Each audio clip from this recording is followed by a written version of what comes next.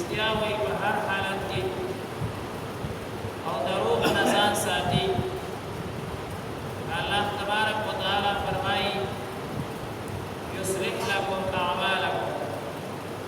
د دنیا ژوند ته به الله تعالی وایي د څه اسلام یې وکړه او د دنیا ژوند ته ورته برابر کړه، صحیح به کړه، درست به کړه. او ويغفر لكم ذنوبكم او د آخرت د قیامت په ورځ باندې ورکزه ګناهونه هغه وبخښه، ګناهونه به ورته معاف. نن زموږ او ستاسو په دې معاشره کې دروغ انتهایي زیات شوي دي او دروغ ویل دا ګناه کبیره ده، لویه ګناه ده. او په دروغو سره انسان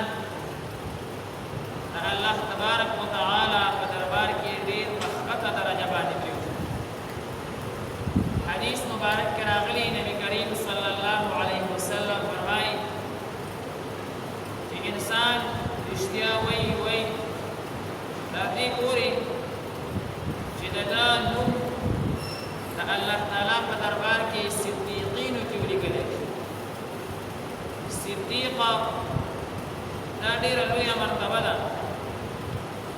د انبیاء کرامو نه بعد درجات هغه د صدیقینو ده. د صدیق درجه هغه د شهید نه په برابر ده. صدیق دا اصل کې دوست ته ویل کېږي. دا انسان د رښتیاو د صفت د وجه نه د الله تعالی دوست وګرځي.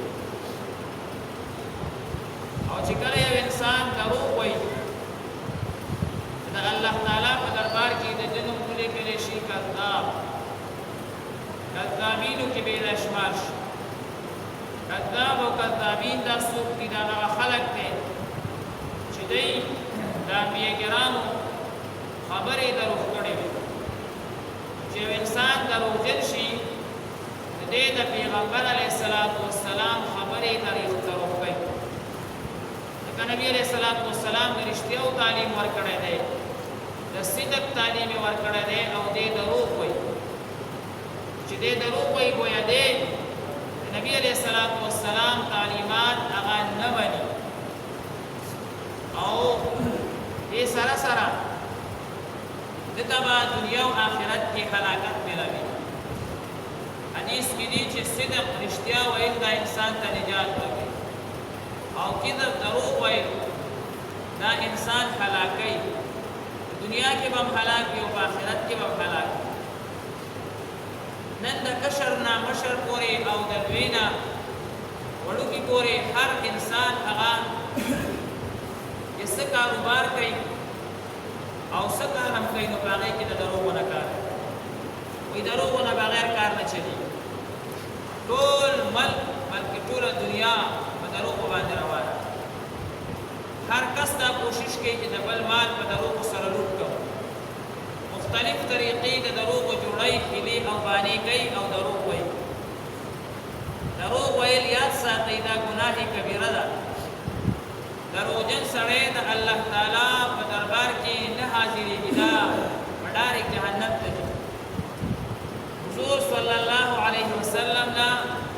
د یو څو ګناهونو متعلق تپوس شو چې که څوک غلا وکړي دا مؤمن دی. حضور فرمایل او دغه ټیم ایمان نشته خو وروسته به مؤمن وي. که یو کس زنا وکړي دا مؤمن دی. نبي علیه السلام وی او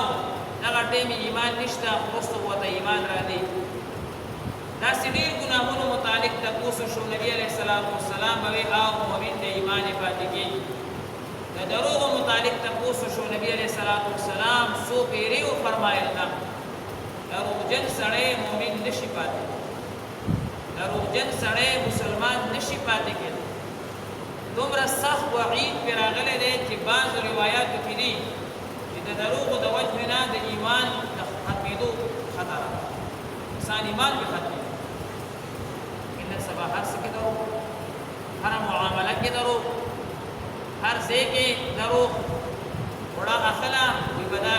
لیکلي دي په 100 کیلو، هغه وي 18 کیلو، دا دروغ. وړې اخله لیکلي شوي دي په 1 کیلو، هغه دي 900 ګرامه دا دروغ هر ځای کې دروغ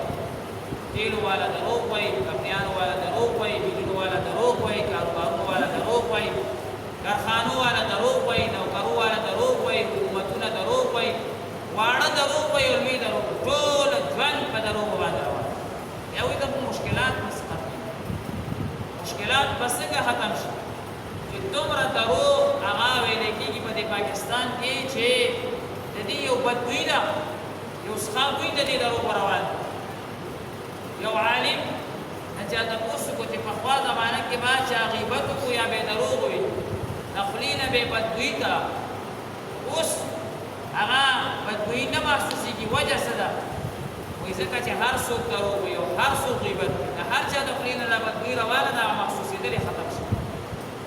لکه د دې پی ډي سي سره چې نږدې څوک تېرېږي نو هغې ته محسوسېږي چې تماکو بوی دی او چې کوم ورسره نږدې کورونه دي هغې ته پته هم نشته ځکه هغوی ورسره عادت شوي نن موږ د دروغو د بدبویۍ سره عادت یو د دې وجې نه موږ دا نه محسوسېږي ورنه د دروغو یو بدبو ده دا غیبت هغه یو بدبو ده چې د خولې نه روانه وي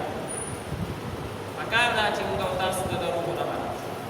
نن چې په دې پاکستان کې او په دې ټولو ملکونو کې ورته سوشل میډیا ویلی کېږي په هغې کې هم دروغ ویلی کېږي اخو نه خدای مني او نه رسول دومره دروغ په دې موبایل کې ویل کېږي حد درجې دروغ کله د یو عالم پسې کله د یو نیک سړي پسې کله د بل پسې کله د بل پسې سړې ویډیوګانې زاړه بیانات زاړه پکچرې سړې خبرې هغه راوالي او د نوي سیس سره به یې ولګي د خپل پیسو د خپل کمنټس دپاره د خپل ویوز دپاره د خپل لایک او شیر دپاره به د دنیا دروغ راجمع کې په دې موبایل کې به شیر دی نو یاره د الله په مخ کې باندې د ایمان نه خلاص شو د الله په مخ کې باندې کافر شوې په دروغو باندې د یو نیک سړي خلاف تا داسې دروغ ووایي او هغه دې وشرمولو کوشش دې وکړو چې هغه وشرمي دا به دې وشرمي الله زموږ نوجوان ټول په دې پیسو نوجوانان خو دا مه وایي چې به کار وکړي د دې زمانې ځوان خو کار نه کوي یا موبایل کې کار کوي په موبایل پیسې ګټي په څه به ګټي په دروغو به ګټي ټولې پیسې د دروغو دا نوجوانان روزانه موږ ته را روانې پریشانۍ نه ختمېږي پیسې ډېرې دي بهر ملکونو نه میسېج کېږي فونونه کېږي چې پیسې ډېرې دي سهولیات ډېر دي پریشاني نه ختمېږي ویم پریشاني به څنګه ختم شي دا چې دا کمې پیسې ګټلې دي دا د سوشل میډیا په دروغو ګټلې دا د په لایکونو او په کمنټسونو ګټلې دي ستا ویډیوګانې وګوره ټول ستا په ویډیوګانو کې دروغ ستا په ویډیوګانو کې چېرته دا ویډیو نشته چې تا د ختم نبوت دفاع کړې ده ستا په ویډیوګانو کې چېرته دا ویډیو نشته چې تا د علماو دفاع کړې ده ستا په ویډیوګانو کې چېرته داسې ویډیو نشته چې تا د نیکانو خلکو ملګرتیا کړې دا خو ټول د قادیانیانو ملګرتیا کړې دا خو ټول د یورپ ملګرتیا کړې دا خو ټول دغه خلکو ملګرتیا کړې چې د دین دشمنان دي زما په پیسو کې به خیر راشي زما په ژوند کې به اطمینان راشي ټولې دې په دروغو باندې ټولې په دروغو باندې انسان چې دروغ وایي د هغه نه د خلکو اعتماد دا ډېر خلک پخوا به دا ویډیوګانې کولې خلکو به ډېر شوق سره کتې اوس خلکو ختم د ځان نه ختم قرآن فرنډ یې ولې دا دروغ دا دروغ الله تعالی په خپله باندې بیا رانیسي یصلح لکم اعمالکم الله وایي د دنیا ژوند به دې خشته شي چې رښتیا او چې دروغ وي دنیا ژوند به دې تباه او برباد والکذب یهلک هلاکت دی دروغو کې هلاکت دی هلاک بشي برباد بشي جاړي